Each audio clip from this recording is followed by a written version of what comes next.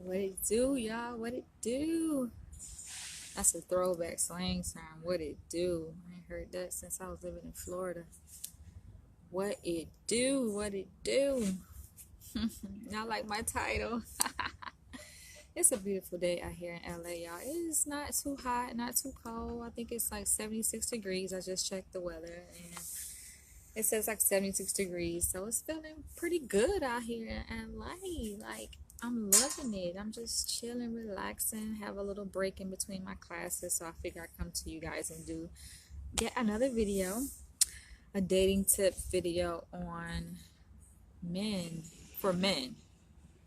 And I feel like the best way to do it is just be direct. Like I feel like y'all appreciate when I'm more direct and just straightforward and honest. So I'm just gonna give it to y'all straight raw, as I always do. And we're gonna ride with it. You have comments, questions, feel free to drop them below. But I think I'm gonna have pretty much fun with this video because I have some time. I have about a good hour 15 minutes to do this video and talk to you guys.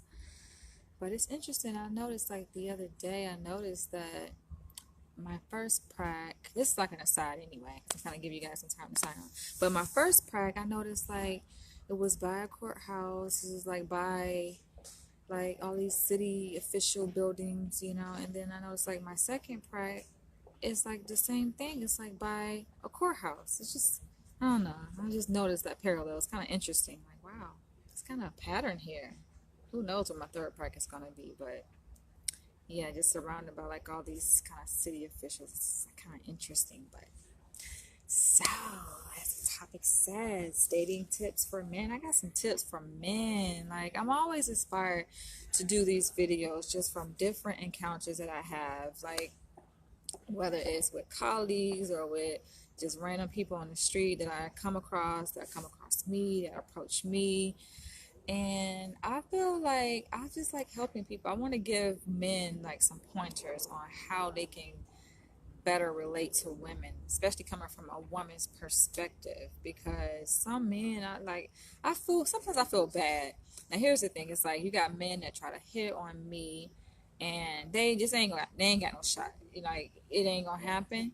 And it's not like, oh, I'm just better than this and that and other. It's just like I feel like people, we have matches. There are certain matches, like there's someone for everybody essentially. It's all about the right match. And if you are not matched with the right person, like you're not going to be happy. So what's the point in trying to say, oh well, a guy may like a female, but the female don't like him back, then the female don't like him back. Like that's just that, it is what it is. You can't force a relationship. You can't force an attraction. And sometimes I feel like men especially try to do that. They try to force them. And even women do it too, I know, but from a female's perspective, I mean, of course I've seen it happen with me, like in my own personal life. Like men just like they think, oh, they got me, or they think that they got a shot, and it's just like, nah, it ain't happening. But I say my biggest advice, like in this video, as the topic suggests, is like I say shut the fuck up to be direct, but essentially I'm saying like men, it's important that a man listens. Like if you like a woman, you want to get to know a woman.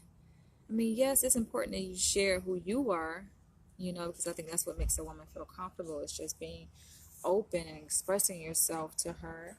Because, like, I think a lot of women like for men to kind of take the lead. That's what we've kind of been socialized and accustomed to. So definitely, like, take the lead, and reveal who you are to her. But allow some space for her to reveal who she is to you. It's like if you're the one doing all the talking, and she's trying to insert, a word or a sentence in to express who she is to you, but you make it difficult for her to do that.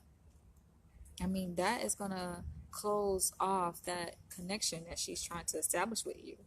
You're not going to be able to really develop that intimacy that you want to with her because you just talking too damn much. And interesting enough, it's like I kind of encountered that recently. I encountered that recently where this guy, I can tell, you can tell like when a guy's interested in a girl, right, or a woman. Like There's different ways you can tell, you know. Sometimes they may say it directly, like, hey, you know, I like you. But I think a lot of men, unfortunately, it would be nice if a man would just be direct. That's the kind of men I like. I like men who are direct. And I think that's the reason why I gravitate more towards men from the East Coast as opposed to the West Coast, because there are differences, big differences between men on the East Coast and the West Coast. I feel like men on the East Coast are much more direct, straightforward. They'll tell you, whether it's from the North, like in New York area, or down South, they going to tell you, like, hey, you know, I like you, or what's up. You know, they're going to tell you exactly what's on their mind and how they feel and what their goal is, what their intent is. Where I hear it's like they kind of dance around it a little bit, you know. I guess they're trying to protect themselves from being rejected. But men, like on the East Coast, they don't care about being rejected. It's just different. So, what was I going with that? So, it's like, yeah, I think that that's important. Just say it how it is. And like this guy, I can tell that he's interested in me because he's asking me like personal questions, you know, like, you know, why am I single? How long I've been single? Like, we supposed to be on like have a different kind of connection, a different kind of relationship. That's not that personal, but I can see like he's kind of encroaching on the personal territory, so to speak. And so, sorry, I don't know what's up with the connection. That's kind of unusual. Okay, anyway, but he's asking me like personal. He's hinting towards like personal stuff, you know. And then not only that, but he's kind of revealing like parts of his person. Like he's telling me in so many words that he's struggling with trying to find a girlfriend, and you know the barriers that he's experienced with trying to find a woman. And I'm just like, okay, I'm listening to him, and initially I kind of empathize. I'm like, okay, I know it can be difficult finding the right person, because I know from my speaking from personal experience, like it's like that, where you know you just, you know, you have your certain standards and certain things that you look for in a partner, and you just not kind of coming across it. You know, you find all different kinds of people, and yeah, while they may be cool, I guess, to hang out with, maybe even to do business with, but they're not necessarily cool that the kind of person that you actually want to pursue an intimate relationship with. So I'm like, okay, I get what you're saying from that perspective. However, I like the more he talked, because these motherfuckers just talk like, I thought I talked a lot, but at least I know when to like be quiet, you know, like it's a give and take type of thing. Some people don't understand that, you know, the whole give and take. Like you can't just talk. You don't allow no time for the other person to talk. Like you have to listen. Like you said, you express yourself, give the other person time to say something, you know? But no, he's just talking like the, like my, it's funny that my elementary school teacher, kindergarten teacher, actually said this to my mom, like on my first day of kindergarten. She was like, your daughter is a good child, but she just has a motor mouth. So I definitely can relate the whole motor mouth thing. Like when I get to going, I get to going. But when it comes to interpersonal relationships, like communication, I know how to communicate, you know, and I know that the biggest part of communicating is just listening. Like listen, that's so important. And I'm gonna talk about why it's important in this video. Listen, guys. Listen. I ain't saying that just completely listen and just all you do is just listen and don't say anything. It's a balancing act. But listening, I think, is more important than just going off and off and off, you know, on and on and on. And so this guy, like, he's going on, you know, pouring out his struggles, his difficulty in finding a partner. And I'm just like, yeah, okay, I can identify. But then, like, the more he talked, it's like the more I got turned off. I'm like, dude, you talking way too much. And not only that, but you're not even, like, sharing the space. You have to share the space of communications for the other person to be heard, to be seen. He barely does that. And the thing is like when he does, and when I do get like a little time to say something, he's just like interrupt me, you know, like interrupt me. And then it's almost as if his point that he's trying to make is more important than mine. And that's not how communication goes. Like you have to be able to see things from different perspectives and understand that your perspective isn't the only perspective, isn't the only way. And I think that speaks to so many different things. Like when you have a person who's just speaking and talking, and yeah, they may allow you a little bit of time to say your perspective, but then they try to override your perspective with they're so like sold on their perspective. There's nothing wrong with being passionate about what you believe in, because I definitely am passionate about what I believe in, and I have very strong beliefs, but I at least can say, okay, I understand that there are people who have a different perspective than me. And I think that's valuable in a relationship, to be able to hear people's different perspectives. This motherfucker is on and on and on. And then not only that, but you can tell that he's not listening, because he's asked me the same exact question. Like, how many times? I'm like, dude, how many times? Like, for example, this is just a random, not to say that he's asking me this, but this is just a random example, considering that I'm wearing this sports shirt. He's like, oh, you have a favorite sports team? I'm like, dude, you already asked me that. You have already asked me that question. Like, you're asking me that question again. Like, maybe, I don't know if he has a bad memory, or he's just not listening. One or the two. It could be a combination of both, but I'm like, okay, if you already asked me that question, and then you ask me that question again for like the third time, that goes to show that you're not listening. That's just like, okay, if a guy says, well, what's your favorite restaurant? You've told him what kind of food you like, but then the question comes up again. You ain't paying attention. To be honest, I can't really speak for all women, but I can speak for myself, and I know that other women can relate. That is nothing more special to a woman, I feel like, than to be heard. Like a woman knows when she's heard and when she's seen by a man, and it's like, who wants to be sitting here talking as a woman, and what you're saying is kind of like going through one ear and out the other. It's like they are pretending as if they are listening or they hear you, but they really don't. It went out through one end or the other. It's like, and then what frustrates me is because you have guys that, okay, they want to get to know you, and they're making obviously an effort to try to get to know you, but they don't know how to do it. That's the whole point of this video, is to let you guys know to listen. That's how you get to know a person. Like, you can learn so much about a person just by listening. It's magical, you guys. It's magical. Like,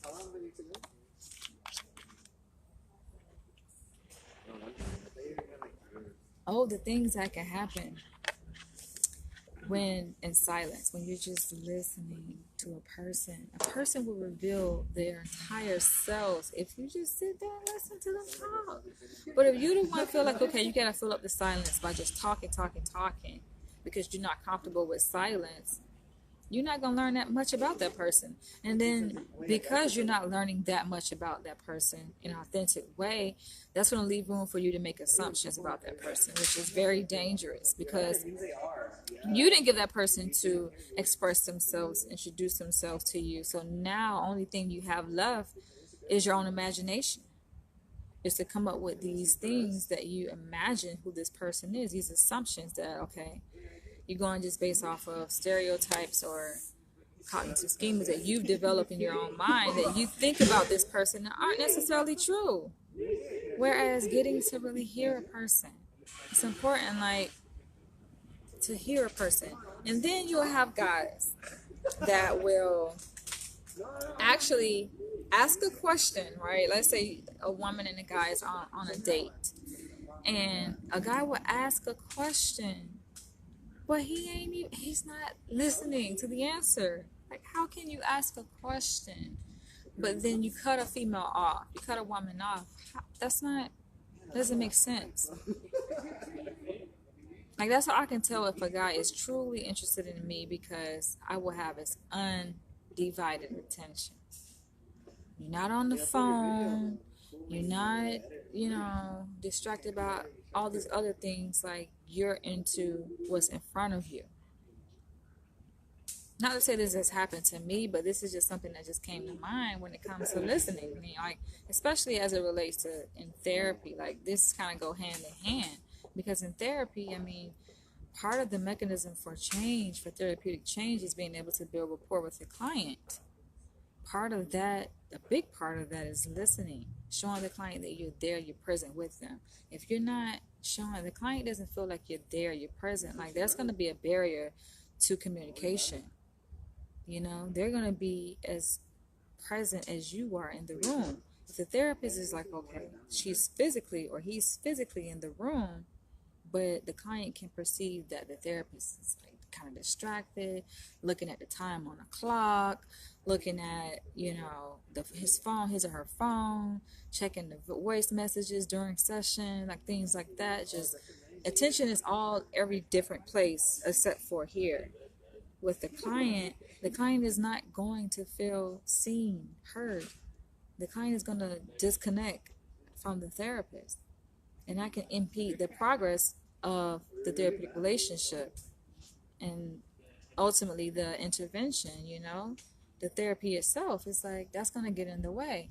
Likewise, in a relationship and in an intimate relationship that's trying to develop, if a guy is with a woman on a date and he's on his phone, and it can go both ways, of course, but y'all know I have a bias because I'm a female, so I'm speaking from a female's perspective, that this video obviously is tips for men. You know, I can come and do another one for women, or you guys can just apply it to both genders, you know. But if a guy is on a date with a woman and he's like, okay, his goal is to get to know her, his goal is to build a connection with her, then show her that you care by paying attention. I ain't saying like stare her down like this, you know, just be all up in the grill, and that may seem kind of weird, you know, kind of awkward, like, okay, you know, she may perceive like, damn, you know, this motherfucker's a little bit kind of weird, you know, a little bit kind of off. So I ain't saying do that, but definitely be there with her, you know. I can't say it enough. Listen. Listen is actually a skill, which a lot of people don't have. Like, you can be talking to a person, you can tell a person directions on what to do, right? And you can give them concrete, specific directions. Go 5 miles north, go 3 miles east, go 2 miles north.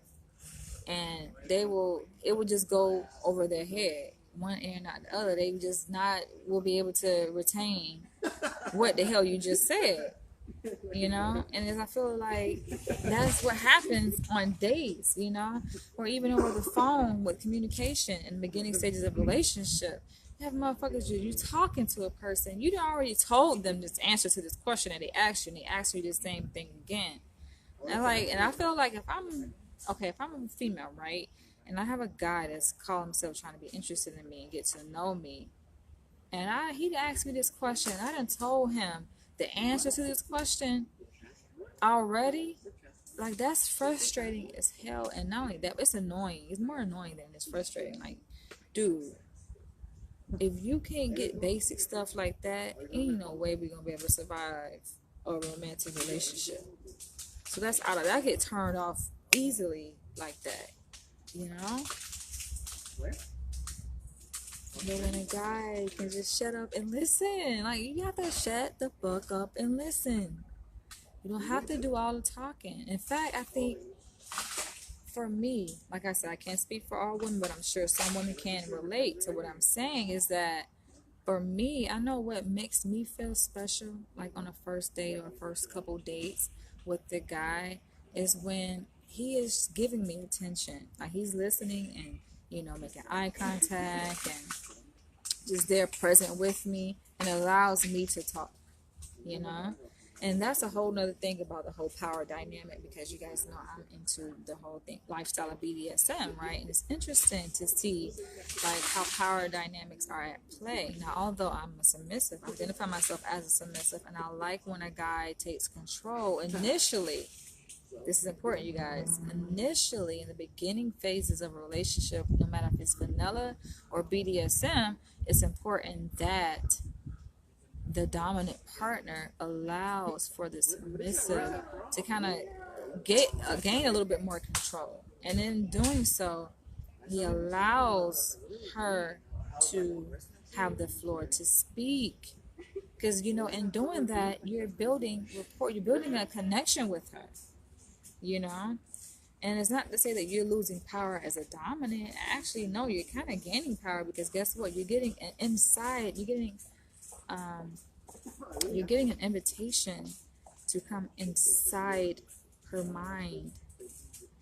You're getting invitation to come inside her heart when she is expressing herself to you. She's opening herself up by speaking, by talking to you. So in a way, you kind of have a little bit more power because knowledge is power. You know more about this person. You're not at a disadvantage. She doesn't have a leg up on you in that respect. And if anything, you kind of have a leg up on her because you are getting to know who she is. Now, just as important as it is for you to listen to her and for her to, you know, share who she is with you, obviously it's important for you to do the same, you know, because that's how trust is built. There's nothing worse than a one-sided relationship where you have a person just pouring out all of who they are, and then you don't even know who the hell the other person is. You know, I talked about that in my previous video about new friends and how that to me kind of is one of my biggest pet peeves that I've actually experienced out here in California, where you have people like they just want to know everything about me. You know, tell me about you. How was your day? I'm like, okay. Once I do that, it's like, okay, I ask them what's going on. It's like they give me this much information. I give them like this much information, and they give me like this much. I don't like that, you know. And so, how I am, I like when it comes to platonic friendships, I like to do a balancing act. It's not that I like to be more in control or more dominant than my platonic friend. No, I feel like it's a balanced relationship. You know, we're equal in that respect. So if I notice that, okay, you're giving me this much, then I'm going to dial it down and give you this much, you know? And then eventually we're just not going to be talking as so quote unquote friends because I realize that, okay, you're not even sharing who you are with me. If you're not sharing who you are with me, I damn sure ain't about to be sharing who I am with you or what's going on or my struggles or my difficulties or whatever hell I just experienced in life. Like, no. It's like it's a trade-off. People don't get that. That's what relationships are. It's a trade-off. It's a give and take. Some people just want to just take. And yes, when a person is sharing who they are with you, sharing their day with you, it's like you're taking from them. You may look at it like, oh, I'm giving them a shoulder to vent on, or I'm here, you know, to listen to them. But no, not really. It's like you're taking from them. You're taking this information that's very close and private to them. You're taking that in, you know, and you're not giving anything back. It's like very selfish, I think. You know, it's like you're wanting them to share who they are with you, but you're not willing to make that sacrifice. You're not willing to take that risk. You know, if a person sees that, okay, you're not willing to take that risk, they're going to pull back and not take that risk. It has to be equal, man. And definitely when it comes to relationships, romantic relationships, like there is a power dynamic at play. And when it comes to building rapport, no matter, like I said, if it's BDSM or vanilla, there has to be kind of like an equal power exchange going on because that's just naturally how trust that's how trust is able to be formed in a relationship. It's simple and it's easier, I think, said than done. You know, like I'm pretty good, obviously, at talking, pretty good at sharing, and I'm very good at listening. Maybe you guys haven't really had opportunity to see how great my listening skills are because I'm like in this format, I'm mainly speaking, you know, when I do my videos, but people like around me can definitely tell, like, damn, she listens, you know. That's why some people come to me about their problems, like friends, colleagues, coming to me and talking, and sometimes it gets overwhelming. I'm like, dude, every time you come to me, you're always telling me about some issue, you know.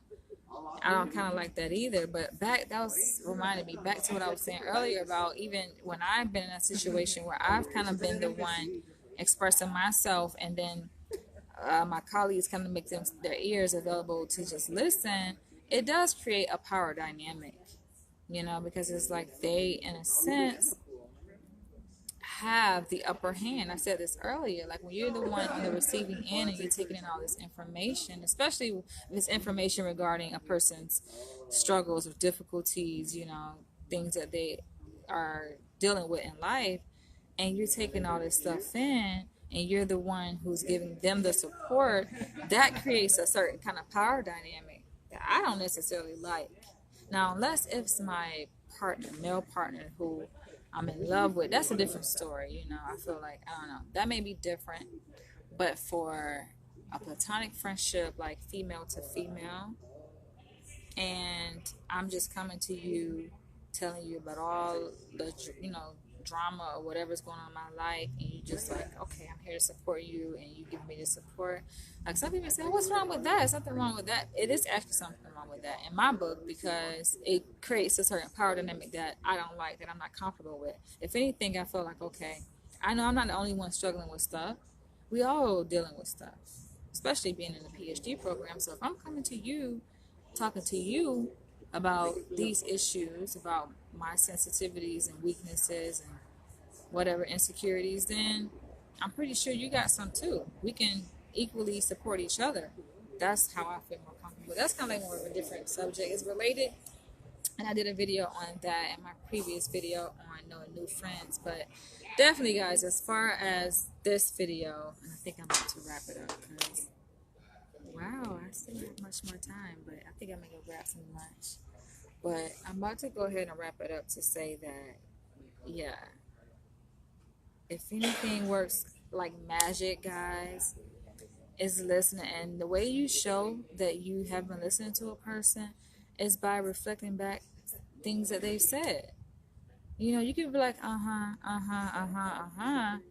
I mean, that's one indication, but that don't necessarily communicate to the person that you are accurately listening, unless you can kind of pigeon back some things that they said, or parrot back some things that they said to you, or add on to the discussion, based on your own personal experience and knowledge. That's how you build a relationship. That's how you create a certain level of communication that's viable, that works, that's effective.